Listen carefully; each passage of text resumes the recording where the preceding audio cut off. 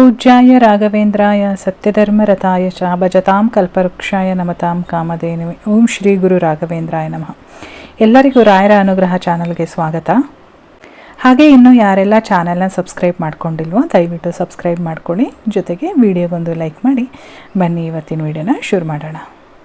ಎಷ್ಟೊಂದು ಜನಕ್ಕೆ ಅನಿಸಿರುತ್ತೆ, ನಾವೆಷ್ಟು ಸೇವೆ ಮಾಡ್ತಾ ಇದ್ದೀವಿ, ಎಷ್ಟು ವ್ರತಗಳನ್ನ ಕೈಗೊಳ್ತಾ ಇದ್ದೀವಿ, ಯಾಕೆ ನಮ್ಮ ಸೇವೆ ಈಡೇರ್ತಾ ಇಲ್ಲ, ಯಾಕೆ ನಮಗೆ ಪ್ರತಿಫಲ ಸಿಗ್ತಾ ಇಲ್ಲ, ನಮ್ಮ ಕೆಲಸಗಳು ಯಾಕೆ ಆಗ್ತಾ ಇಲ್ಲ ಅಂತ ತುಂಬ ಜನ ಯೋಚನೆ ಮಾಡ್ತಾ ಇರ್ತೀರ.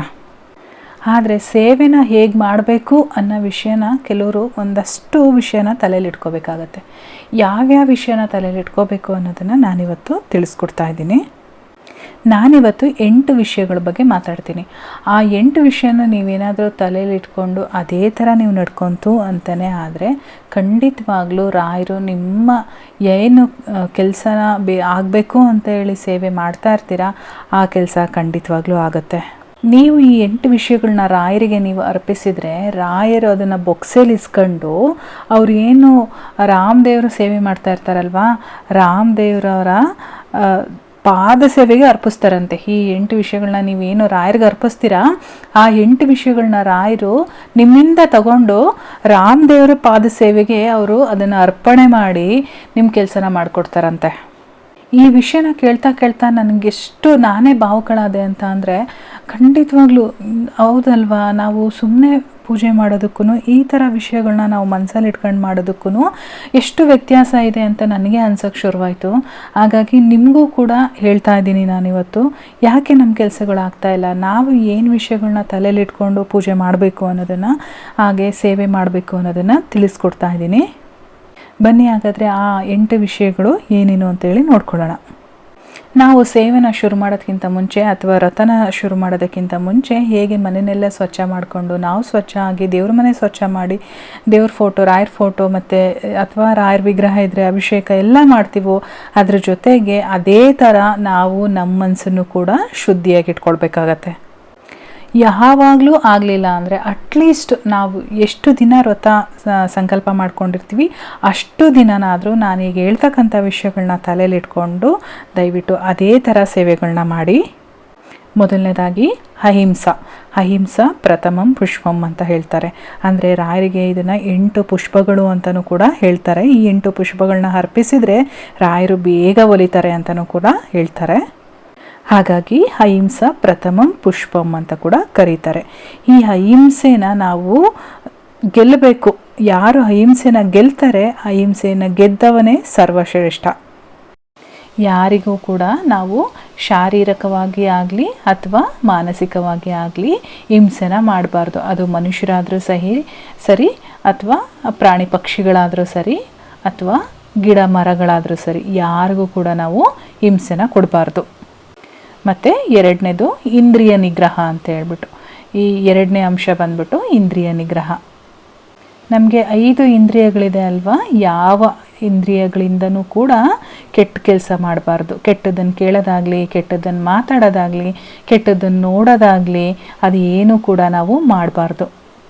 ಆದಷ್ಟು ಸಾತ್ವಿಕ ಆಹಾರಗಳನ್ನ ಸೇವಿಸ್ಕೊಂಡು ನಾವು ವ್ರತಗಳನ್ನ ಮಾಡ್ತಾ ಇದ್ದರೆ ನಮ್ಮ ಇಂದ್ರಿಯಗಳು ಏನಿದೆ ಅದನ್ನು ನಾವು ಇಂದ್ರಿಯ ನಿಗ್ರಹ ಅಂತ ಏನು ಪಾಯಿಂಟ್ ಇದೆ ಅದನ್ನು ಖಂಡಿತವಾಗ್ಲೂ ನಾವು ಇಂದ್ರಿಯಗಳನ್ನ ಗೆಲ್ಬೋದು. ಯಾವಾಗಲೂ ಕೂಡ ಇಂದ್ರಿಯಗಳು ಹೇಳ್ದಂತೆ ನಾವು ಕೇಳಬಾರ್ದು, ನಾವು ಹೇಳ್ದಂತೆ ನಮ್ಮ ಇಂದ್ರಿಯಗಳು ಕೇಳಬೇಕು. ಅಂದರೆ ನಾವೆಲ್ಲೋ ಹೋಗ್ತಾ ಇರ್ತೀವಿ, ಏನೋ ನೋಡ್ತೀವಿ, ತಿನ್ನಬೇಕು ಅಂತ ಕ್ರೇವಿಂಗ್ ಆಗುತ್ತೆ, ಹೋದ ತಕ್ಷಣ ತಿಂದುಬಿಡೋದು, ಆ ಥರ ಎಲ್ಲ ಮಾಡಬಾರ್ದು. ಸೊ ನಮ್ಮ ಮನಸ್ಸನ್ನು ನಮ್ಮ ಏನು ಆಸೆ ಇರುತ್ತೋ ಅದು ನಮ್ಮ ಹತೋಟಿನಲ್ಲಿ ಇರಬೇಕು. ನಮ್ಮ ಆಸೆಗೆ ನಾವು ಬಲಿಯಾಗಬಾರ್ದು ಯಾವತ್ತೇ ಆಗಲಿ. ಹಾಗೆ 3ನೇ ಅಂಶ ಬಂದ್ಬಿಟ್ಟು ಸರ್ವಭೂತ ದಯೆ ಅಂತ ಹೇಳ್ಬಿಟ್ಟು, ಸರ್ವರ ಮೇಲೂ ಕೂಡ ನಾವು ದಯೆನ ಇಟ್ಕೊಳ್ಬೇಕು. ಎಲ್ಲರ ಮೇಲೂ, ಸರ್ವರು ಅಂತ ಅಂದರೆ ಎಲ್ಲರೂ ಬರ್ತಾರೆ ಅಲ್ಲಿ, ಕರುಣೆ ದಯೆ ಮತ್ತು ಎಲ್ಲರ ಮೇಲೂ ವಿಶಾಲ ಮನೋಭಾವನ ಇಟ್ಕೊಳ್ಬೇಕಾಗತ್ತೆ ನಾವು. ಎಲ್ಲರೂ ಅಂತ ಅಂದರೆ ಮನುಷ್ಯರಾಗಿರ್ಬೋದು, ಪ್ರಾಣಿ ಪಕ್ಷಿಗಳಾಗಿರ್ಬೋದು, ಜಂತುಗಳಾಗಿರ್ಬೋದು, ಹಾಗೆ ಗಿಡ ಮರಗಳಾಗಿರ್ಬೋದು, ಎಲ್ಲರ ಮೇಲೂ ಕೂಡ ನಾವು ಒಂದು ದಯೆನ ಇಟ್ಕೊಂಡಿರಬೇಕು. ಸುಮ್ಮನೆ ಅವ್ರ ಮೇಲೆ ಸಿಟ್ಟು ಮಾಡ್ಕೊಳೋದು ಅಥವಾ ಒಬ್ಬರು ನೋಡಿ ಅಸಹ್ಯ ಮಾಡ್ಕೊಳ್ಳೋದು ಅಥವಾ ಹೋಗಿ ತೊಂದರೆ ಕೊಡೋದು ಈ ಥರದ ಕೆಲಸ ಎಲ್ಲ ನಾವು ಮಾಡಬಾರ್ದು. ನಾವು ಹೇಗೆ ಎಲ್ಲರ ಮೇಲೂ ಕೂಡ ದಯೆನ ತೋರಿಸ್ತೀವಿ ಅದೇ ಥರ ರಾಯರು ಕೂಡ ನಮ್ಮ ಮೇಲೆ ದಯೆನ ತೋರಿಸ್ತಾರೆ. ಇನ್ನು 4ನೇ ಅಂಶ ಬಂದ್ಬಿಟ್ಟು ಸತ್ಯ ಪರಿಪಾಲನೆ ಮಾಡೋದು.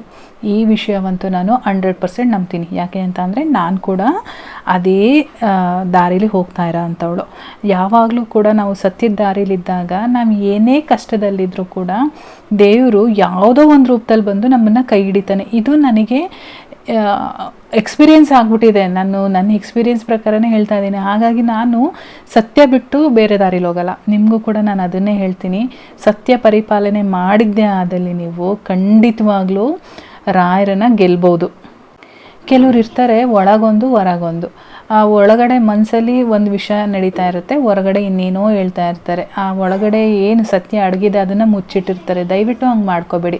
ಎಷ್ಟೊಂದು ಜನ ಕಮೆಂಟ್ ಆಗ್ತಾ ಇರ್ತೀರ, ಡಿಪ್ರೆಷನ್ನಲ್ಲಿದ್ದೀನಿ ನಾನು, ಇದಕ್ಕೇನಾದರೂ ಪರಿಹಾರ ಸೂಚಿಸಿ ಅಂತ ಹೇಳಿ. ಅದಕ್ಕೆ ಇದೇ ಪರಿಹಾರ. ನೀವು ಮನಸ್ಸಲ್ಲಿ ಯಾವುದನ್ನು ಕೂಡ ಮುಚ್ಚಿಟ್ಕೊಳಕ್ಕೆ ಹೋಗಬೇಡಿ. ಯಾರೋ ಒಬ್ಬರು ಫ್ರೆಂಡ್ ಹತ್ರ ನೀವು ನಿಮ್ಮ ಮನಸ್ಸು ಬಿಚ್ಚಿ ಮಾತಾಡಿ. ಅಥವಾ ಫ್ರೆಂಡ್ಸ್ ಯಾರೂ ಇಲ್ವಾ, ರಾಯರ್ ಫೋಟೋ ಮುಂದೆ ಕೂತ್ಕೊಳ್ಳಿ. ರಾಯರ್ ಫೋಟೋ ಮುಂದೆ ಕೂತ್ಕೊಂಡು ನಿಮ್ಮ ಮನಸ್ಸಲ್ಲಿ ಏನಿದೆ ಅದನ್ನು ಮನಸ್ಸು ಬಿಚ್ಚಿ ಮಾತಾಡಿ. ಖಂಡಿತ ಅರ್ಧ ಡಿಪ್ರೆಷನ್ ನಿಮಗೆ ಅಲ್ಲೇ ಕಡಿಮೆ ಆಗಿಬಿಡುತ್ತೆ. ಹಾಗಾಗಿ ಸತ್ಯ ಪರಿಪಾಲನೆ ಅನ್ನೋದು ತುಂಬಾ ಮುಖ್ಯ ಜೀವನದಲ್ಲಿ. ಈ ಸತ್ಯ ಪರಿಪಾಲನೆ ಮಾಡಿದ್ದೇ ಆದಲ್ಲಿ ನೀವೇನು ಸೇವೆನ ಮಾಡ್ತಾ ಇರ್ತೀರಾ ಖಂಡಿತವಾಗ್ಲೂ ನಿಮ್ಮ ಕೆಲಸನ ಸಾಧಿಸ್ಕೊಳ್ತೀರಾ. ಇನ್ನು 5ನೇ ಅಂಶ ಬಂದ್ಬಿಟ್ಟು ಜ್ಞಾನ ಅನ್ನೋದು ಪ್ರತಿಯೊಬ್ಬರಿಗೂ ಇರಬೇಕು. ಯಾವ ಥರ ಜ್ಞಾನ? ನಾವು ಸ್ಕೂಲ್ಗೆ ಹೋಗ್ತಾ ಇದ್ದೀವಿ, ಬುಕ್ಕಲ್ಲಿರೋ ಜ್ಞಾನ ನಮ್ಮ ಹತ್ರ ಇದೆ. ನಾವು ಬಿಸ್ನೆಸ್ ಮಾಡ್ತಾ ಇದ್ದೀವಿ, ಬಿಸ್ನೆಸ್ಸಿಗೆ ಇರಬೇಕಾಗಿರೋ ಜ್ಞಾನ ನಮ್ಮ ಹತ್ರ ಇದೆ. ಆ ಥರ ಜ್ಞಾನದ ಬಗ್ಗೆ ನಾನು ಮಾತಾಡ್ತಾ ಇಲ್ಲ.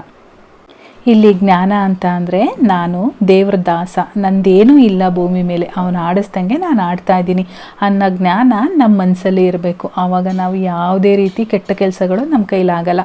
ಯಾಕೆ ಅಂತ ಅಂದರೆ ಯಾವಾಗಲೂ ಕೂಡ ಅವ್ರು ನನ್ನನ್ನು ನೋಡ್ತಾ ಇದ್ದಾರೆ ಅನ್ನೋ ಮನೋಭಾವನೆ ನಮಗೆ ಬಂದ್ಬಿಡ್ತು ಅಂತ ಅಂದರೆ ನಾವು ಯಾವುದೇ ಕಾರಣಕ್ಕೂ ಕೆಟ್ಟ ಕೆಲಸಕ್ಕೆ ನಾವು ಕೈ ಹಾಕೋಕ್ಕೆ ಹೋಗೋದೇ ಇಲ್ಲ. ಪ್ರತಿದಿನ ನಾವು ನಮ್ಮ ಆತ್ಮಕ್ಕೆ ಜ್ಞಾನ ಎಂಬ ಒಂದು ಊಟನ ಕೊಡಬೇಕು, ಅಂದರೆ ಒಂದು ಆಹಾರನ ಕೊಡಬೇಕು. ಇಂತಹ ಏನೊಂದು ಜ್ಞಾನ ಇದೆ ಅದನ್ನು ನಿರಂತರವಾಗಿ ನಾವು ಸಂಪಾದನೆ ಮಾಡ್ತಾನೆ ಇರಬೇಕು. ಈ ಥರದೊಂದು ಜ್ಞಾನನ ನಾವೇನಾದರೂ ಸಂಪಾದನೆ ಮಾಡ್ಕೊಬಿಟ್ವಿ ಅಂತ ಅಂದರೆ, ನಾನು ಮೇಲಿಂದ ಹೇಳ್ಕೊಬಂದೆ ನೋಡಿ ಎಲ್ಲ ಅಂಶಗಳು, ಅದು ತನ್ನಿಂದ ತಾನಾಗೇ ಬರ್ತಾ ಇರುತ್ತೆ. ನಾವು ಅದಕ್ಕೆ ಕಷ್ಟಪಡೋದೇ ಬೇಕಾಗಿಲ್ಲ ಆ ರೀತಿ ಇರೋದಕ್ಕೆ.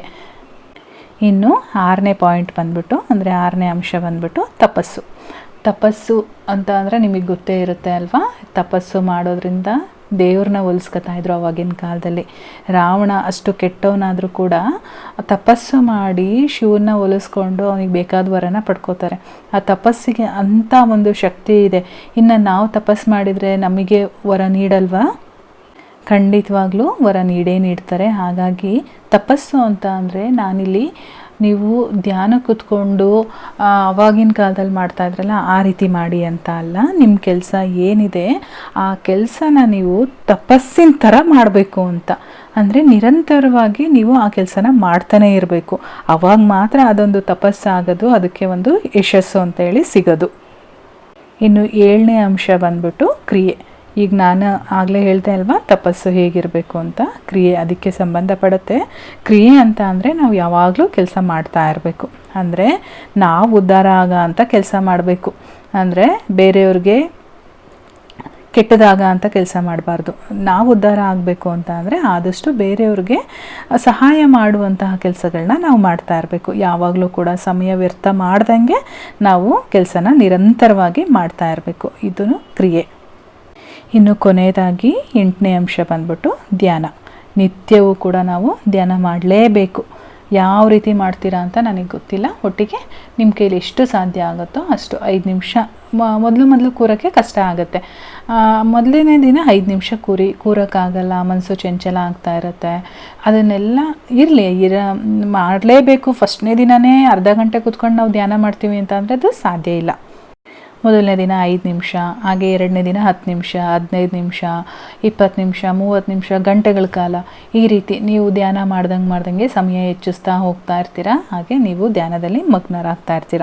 ಯಾವ ಥರ ಧ್ಯಾನ ಆದರೂ ಸರಿ, ನಿಮ್ಗೇನಾದ್ರೂ ಕುತ್ಕೊಂಡು ಬೆಳಗ್ಗೆ ಎದ್ದು ರಾಯರ ಮುಂದೆ ಒಂದು ಜಪಮಾಲೆನ ಇಟ್ಕೊಳ್ಳಿ ಅಥವಾ ಒಂದು ತುಳಸಿ ಮಣಿನ ಇಟ್ಕೊಳ್ಳಿ. 108 ಬಾರಿ ಓಂ ಶ್ರೀ ಗುರು ರಾಘವೇಂದ್ರಾಯ ನಮಃ ಅಂತ ಹೇಳ್ಬಿಟ್ಟು ನೀವು ಅದೇ ಜಪ ಮಾಡಿ. ಅಷ್ಟೇ ಸಾಕು. ನೀವು ರಾಯರ ಭಕ್ತರು ಯಾರ್ಯಾರೆಲ್ಲ ಇದ್ದೀರಾ ಆ ನಾಮಪದ ಏನಿದೆ ರಾಯರದು ಅದನ್ನೊಂದು ಹಿಡ್ಕೊಂಡು ನೀವು ಜಪ ಮಾಡಿ ಸಾಕು. ಅದೇ ಧ್ಯಾನ ಆಗಿಬಿಡುತ್ತೆ. ತುಳಸಿ ಮಾಲೆ ಇಲ್ಲ ಅಂತ ಅಂದರೆ ನಾನು ಡಿಸ್ಕ್ರಿಪ್ಷನ್ ಬಾಕ್ಸಲ್ಲಿ ಲಿಂಕನ್ನು ಹಾಕಿರ್ತೀನಿ, ಬೇಕು ಅನ್ನೋರು ಪರ್ಚೇಸ್ ಮಾಡ್ಕೊಳ್ಬೋದು. ಇಷ್ಟನ್ನು ಮಾಡಿ ನೀವು ಸೇವೆ ಮಾಡಿದ್ರಿ ಅಂತ ಅಂದರೆ ಖಂಡಿತವಾಗ್ಲೂ ನೀವು ಯಾವ ಕೆಲಸಕ್ಕೆ ಅಂತೇಳಿ ಸೇವೆ ಮಾಡ್ತಾ ಇದ್ದೀರಾ ಅದು ಖಂಡಿತವಾಗ್ಲೂ ಈಡೇರುತ್ತೆ. ರಾಯರು ನಿಮಗೆ ಒಲ್ದೇ ಒಲಿತಾರೆ, ಅನುಗ್ರಹ ಮಾಡೇ ಮಾಡ್ತಾರೆ. ಸೊ ಸೇವೆ ಮಾಡಿನೂ ಕೆಲಸ ಆಗ್ತಾ ಇಲ್ಲ ಅಂತ ಅಂದರೆ ಯಾವ ರೀತಿ ಮಾಡಬೇಕು ಅಂತೇಳಿ ನಾನು ಇವತ್ತಿನ ವಿಡಿಯೋದಲ್ಲಿ ತಿಳಿಸ್ಕೊಟ್ಟಿದ್ದೀನಿ. ಇವತ್ತಿನ ವಿಷಯ ನಿಮಗೆಲ್ಲ ಇಷ್ಟ ಆಗಿದರೆ ವಿಡಿಯೋಗೊಂದು ಲೈಕ್ ಮಾಡಿ, ಹಾಗೆ ನಿಮ್ಮ ಎಲ್ಲ ಫ್ರೆಂಡ್ಸ್ಗಳಿಗೂ ಯಾರ್ಯಾರೆಲ್ಲ ಕಷ್ಟದಲ್ಲಿದ್ದಾರೋ ಅವ್ರಿಗೂ ಕೂಡ ಶೇರ್ ಮಾಡಿ, ಜೊತೆಗೆ ಕಮೆಂಟ್ ಮಾಡೋದಂತೂ ಮರಿಬೇಡಿ. ನಾನು ಮತ್ತೆ ಸಿಗ್ತೀನಿ ಮುಂದಿನ ವಿಡಿಯೋದಲ್ಲಿ. ಅಲ್ಲಿವರೆಗೂ ಧನ್ಯವಾದಗಳು.